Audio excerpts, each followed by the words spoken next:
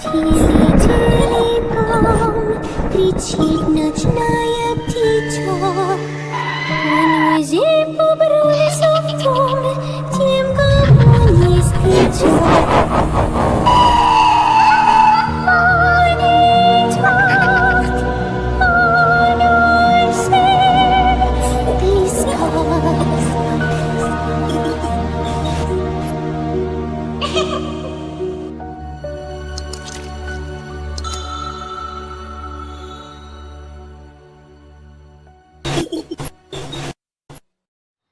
Ang nakaraan.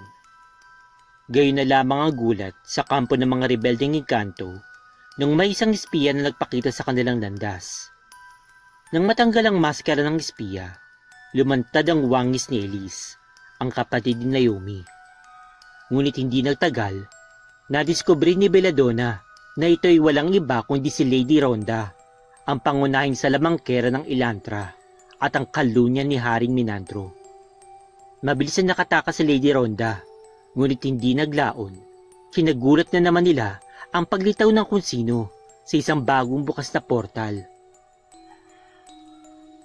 Bago natin balikan ang sandaling iyon, ating munang alamin ang mga kaganapan sa palasyo mula nang umalis si Naomi, Nicholas at Elaine patungo sa kagubatan.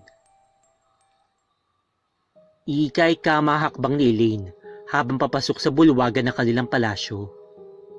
Nasa trono ang kanyang ama, nakatulala at tila may malalim na iniisip. Ni hindi nito napansin ang kanyang presensya, kaya mas nagpaawa pa si Elaine at kunwari ay humahagulgol sa harapan ng kanyang ama. "Ama, I'm really sorry," aniya at lumakad papalapit sa ama na tila may malaking kasalanang nagawa. Lumuhod pa siya, bagamat napapangiwi dahil naisip niyang napakapangit pala ng dramang ginagawa niya. Gayunpaman, wala na siyang magagawa kung hindi ipagpatuloy ang nasimulan niya. Kunotong napatingin sa kanya si Haring Menandro. Kasunod sa likuran ni Elaine, pumasok ang 10 sundalo na may daladalang kumot na may nilalang na nakahiga. Napasinghap ang hari na makita ang anak niyang si Nicholas. Maputla at nakahimlay na hindi humihinga. "Ang anak ko! Nicholas! Ano nangyari sa kanya?" Labis na nabigla na tanong ng hari kay Elaine. Ang reyna naman na papalapit sa kinaroroonan nila ay biglang napatingin sa labi ni Nicholas. Parang napako sa kinatatayuan ng reyna at pagkatapos ay biglang nanghina at napaupo sa sahig. Agad naman lumapit ang mga dama upang saklolohan ng reyna. Hindi naman nakapagsalita si Reyna Miranda, ngunit para itong nauupos na kandila habang nakatingin sa bangkay ng anak. Mas pinagbutihan pa ni Elaine ang paghagulgol, kahit napakanamdam niya ay naglalakit na siya. "I'm really sorry, Ama. I couldn't save Nicholas. Tama ang hinala ko. Isang traidor ang ginawa ninyong prinsesa." Nagpupuyo sa galit na sumbat ni Elaine. "Anong ibig mong sabihin?" Naguguluhan na tanong ng hari. Humarap si Elaine kay Haring Menandro at nagsalita. "Naomi killed my brother! She's a traitor, Dad! Hinabol ko siya, pero nakawala siya!" Mariing wika nito at itinuro ang sugat sa tagiliran. "Sinaksak niya pa nga ako bago siya umalis!" Galit na napatayo si Haring Menandro. Tinawag niya ang pinuno ng mga kawal. "Mula ngayon, tinatanggalan ko na nakapangyarihan si Naomi. Hindi na siya isang prinsesa. Ipakalat niyo sa buong bayan. Sa labas man o sa loob ng Elantra, magbibigay ako ng isang malaking pabuya. Mahuli lamang si Naomi na pumatay sa aking anak." Dumalagondong ang boses ng hari sa loob ng bulwagan. Lingit sa kanilang kaalaman, may 2 nilalang nagmamanman sa kanilang pinag-uusapan. Tutup ang bibig ng mga ito habang hindi makapaniwala sa mga sinisiwalat ni Elaine at sa anunsyo ni Haring Menandro. "Hindi ako naniniwala magagawa yun ni Naomi," maring wika ni Emily habang nakahawak kay Ate Cynthia. "Maski ako, pero ngayon ay mahihirapang makabalik na dito si Naomi. Kailangan niya ng tulong natin. Hahanapin natin siya. Itatama natin ang lahat. Tura naman ni Cynthia.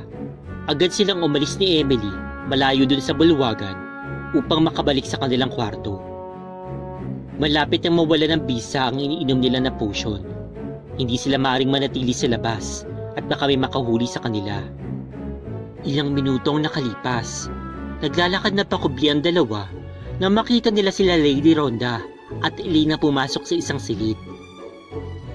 Ate Cynthia, palagay ko dapat nating malaman na pag-uusapan ng dalawang malanding yan. Sabi naman ni Emily. Ha? Wag na! Baka mapahamak pa tayo! Tutol ni Cynthia. Basta! Akong bahala. Look out ka. Tingnan mo kung may lalapit. Ako yung makikinig. Sabi ni Emily na hindi pa na napigilan pa ni Cynthia.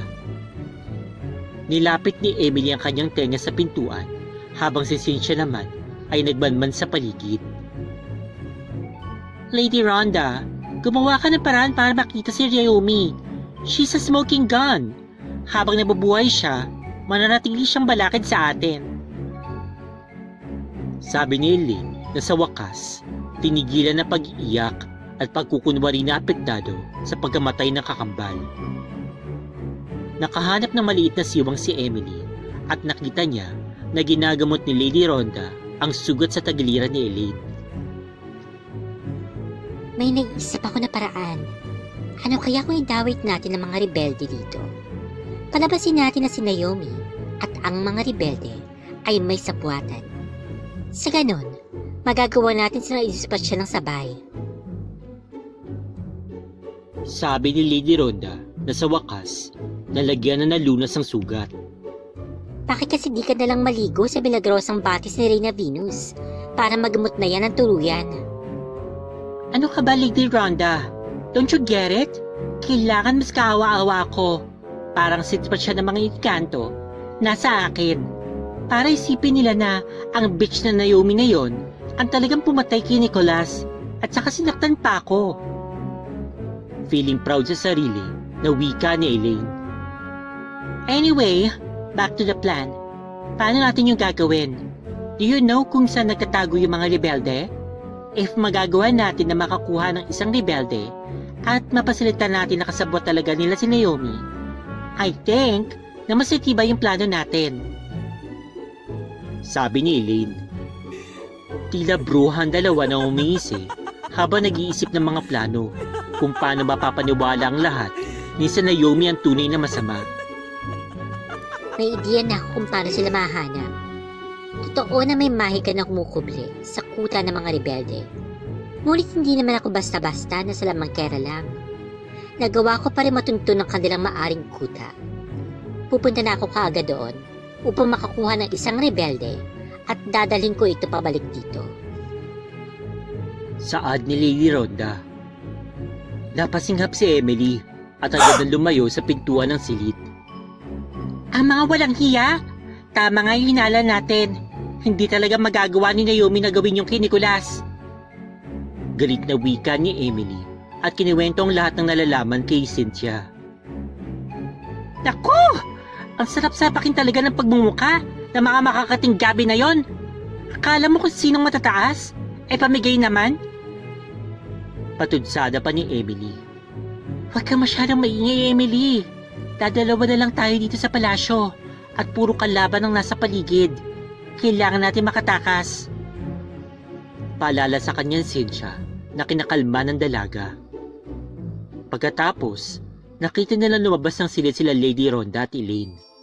Gumawa ng isang inkantasyon si Cynthia upang hindi sila mapansin ng mga ito. Sinundan nila ang dalawang babae at nakita nilang gumawa ng portal si Rhonda. Hintayin mo lamang ako. Pagbalik ko, may kasama na akong rebelde. Sabi ni Lady Rhonda at pagkatapos ay agad na lumusot sa portal. Nung naglaho na ang portal, si Elaine naman ay pinagpaga ng suot na damit at mag-isang nagsalita.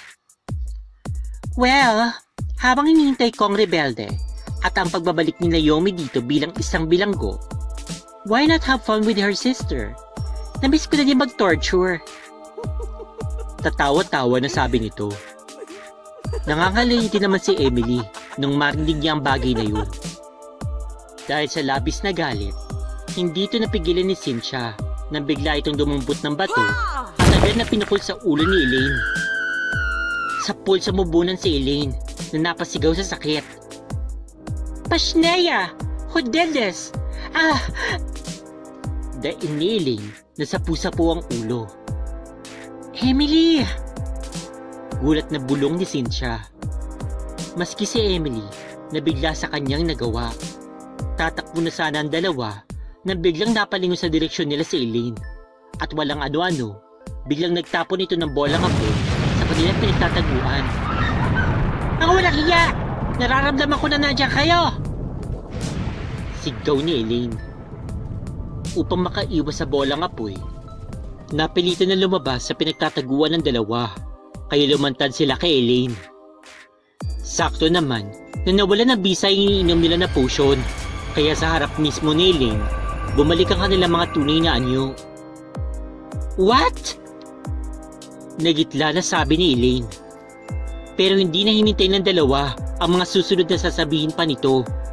Mabilis na hinila ni Cynthia si Emily at kumaripas na sila ng takbo. Guards! Mga gwardya! Hulihin sila! Napasok ang palasyo ng mga Pasneya! Malakas sa sigaw ni Elaine na sobrang nagpupuyo sa galit. Hindi na lumingon pa sila Cynthia at Emily. Natataranta na sa sobrang takot ng dalawa na kasalukuyang tumatakbo sa isang pasilyo.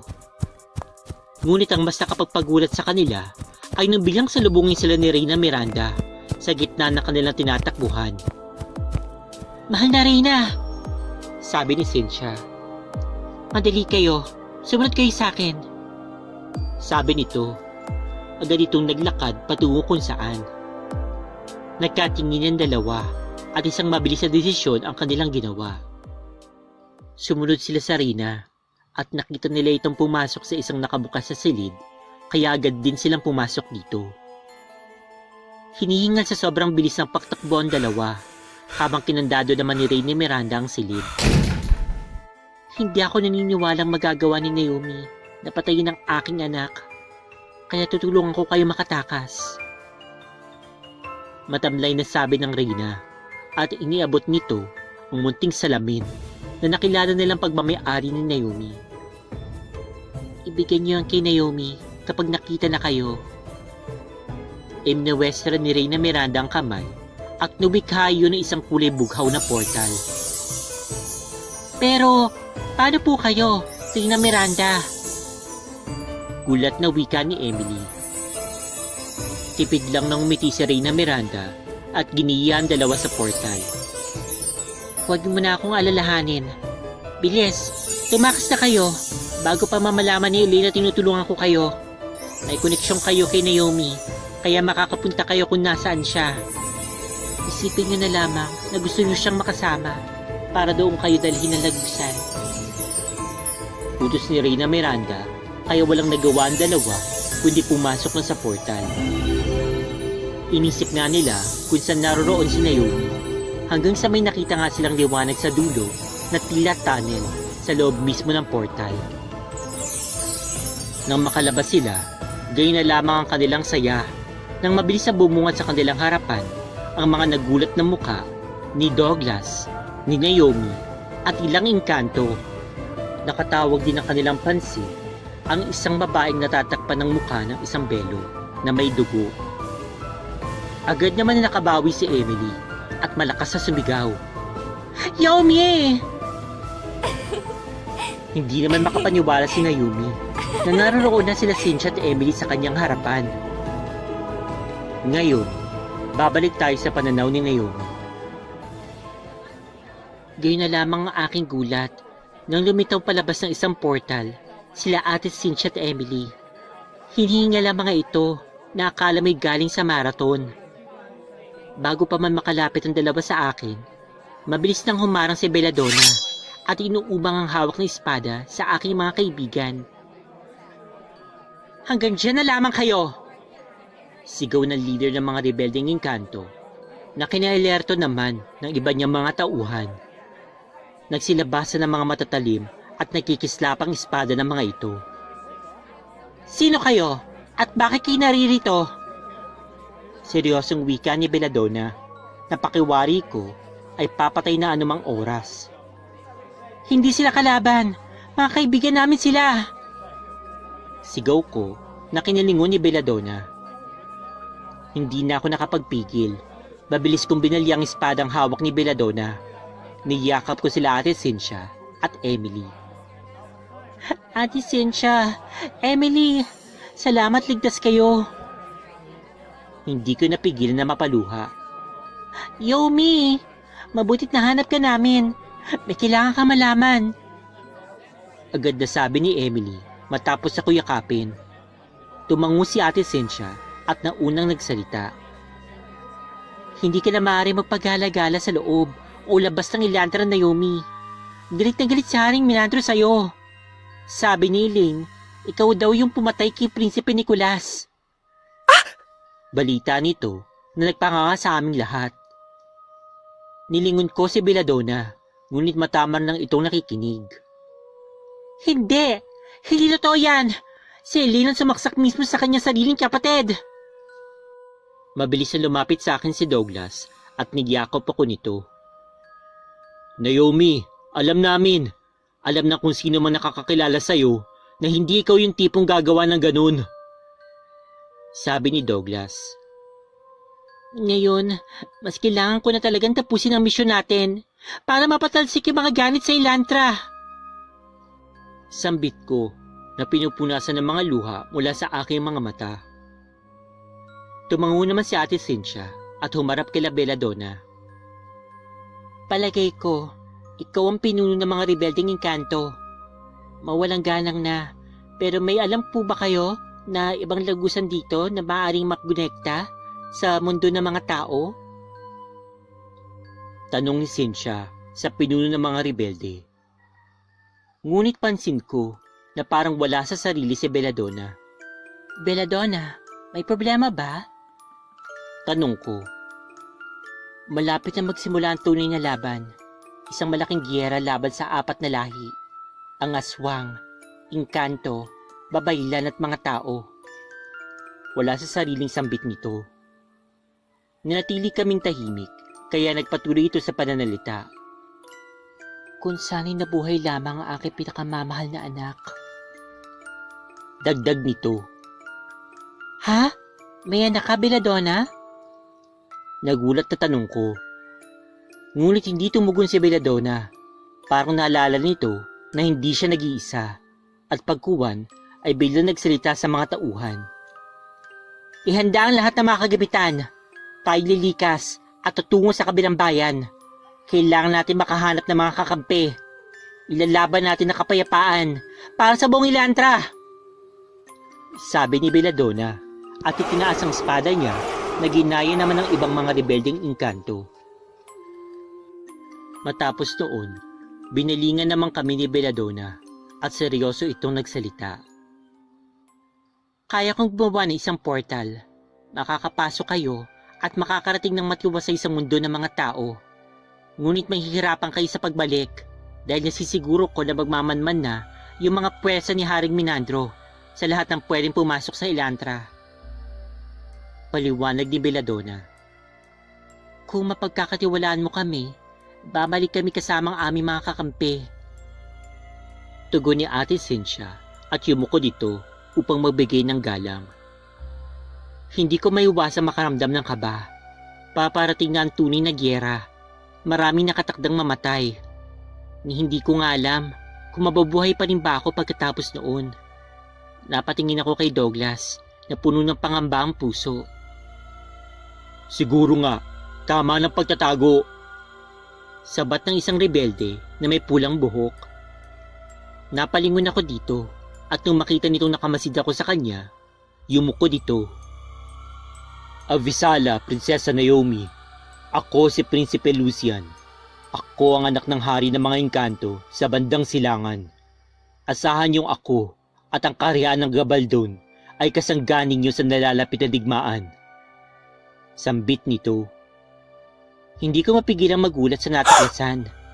Hindi ko akalain na ang rebelde na ito ay isa palang prinsipe. Napatingin ako kay Douglas at baka sa mukha nito na naiinis ito kay Lucian. Uwe, may nagya-jelly. Basag ni Emily sa katahimikan at bigla ito nag-peace out. Lucian, matagal na kitang inaalagaan na para ko na ring anak. Mula na magpunta ako sa mundo ng mga engkanto, natagpuan kita mula nang tumakas ka sa kaharian ng Gabaldon. Sabi ni Belladonna, matagal kang nawala sa iyong amang hari. Hindi nga nila alam kung buhay ka pa. Nasisiguro mo ba na aanib din sa atin ang iyong kaharian? Hindi sa minamaliit ko ang Gabaldon, pero mas maliit na kaharian sila kumpara sa Elantra. Baka hindi makayanan na kaharian ninyo kung pati ito'y susuguri ni Haring Minandro. Banggit ni Belladonna. Ngunit parang malaki ang kumpiyansa nang ngumiti lamang si Lucian. Panahon na upang bumalik ako sa aking kaharian, upang ipaalam sa mga magulang ko na buhay pa ako. Oo, alam ko na may posibilidad na matalo ang kaharian ng Gabaldon laban sa Elantra. Pero matagal na rin sunod-sunuran ang kaharian namin sa mga kagustuhan ni Haring Minandro.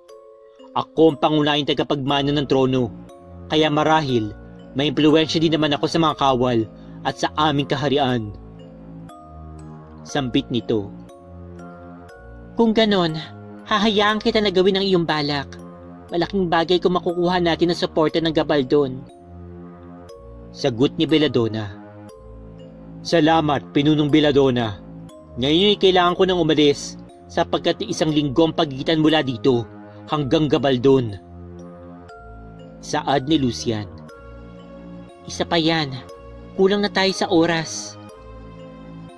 Napapabuntong hininga na sabi ni Belladonna. Nabigla may kung anong kuryente na dumalay sa aking katawan. May pumasok na ideya sa aking isipan. Makakatulong ako, sabi ko. Pumikit ako at nagsimula akong umawit. Hindi nagtagal, nakarinig kami ng mabibigat na kampay ng pakpak.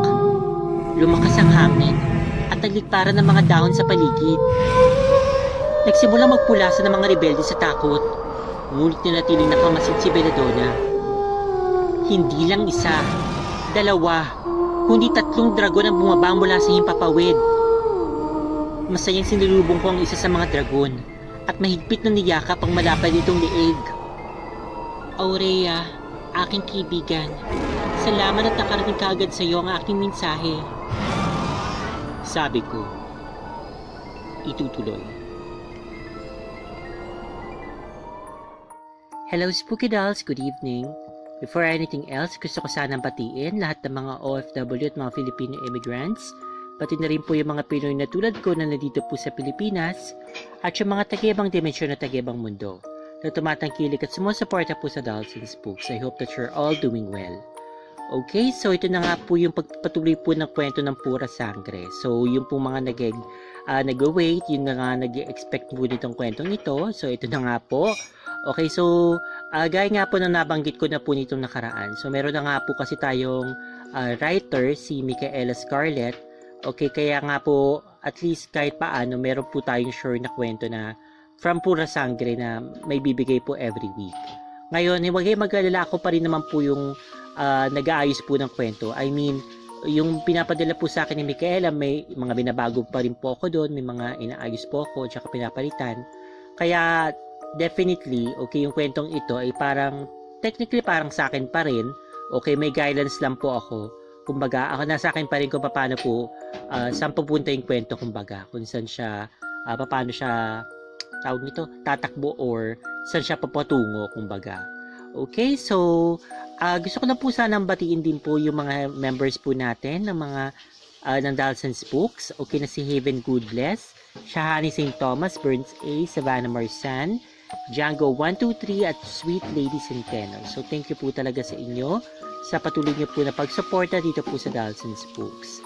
And of course, okay, syempre kailangan ko rin pong batiin yung po mga loyal followers po at subscribers po ng Dolls and Spooks. So gusto ko po sanang i-greet po si Miss Marites Suzuki, si Manilyn Kumike, Tita Smartbee, Tita Leonor Neville, Tita Walberry, Mami Mercedes Catuangco, si Ate Maria Georgievich at Ben Pulido, Tita Josephine Atilio, Tita Jean Jayen, Tita Florencia de Guzman, si Kuya Jordan Naginaldo, Roda May Barrios, Engineer Melvin Montes, Ben-Hur Ludlum, April Grixty, si Tita Ori Rex, si Asi, Dara Embleton.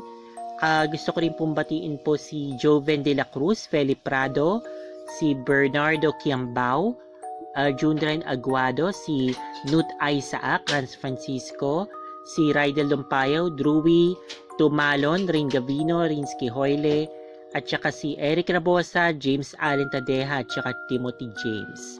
So maraming salamat po sa inyo sa patuloy niyo po na suporta po sa mga kwento po dito sa Dolls and Spooks, na hopefully lahat po suportahan po ninyo, hindi lang yung puro sangre, hindi lang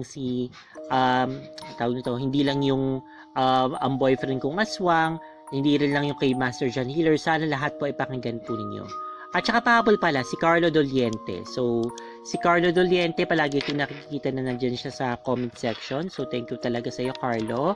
At palagi ka nandyan. Tsaka si April Girl Perez. Okay, so maraming salamat din sa iyo.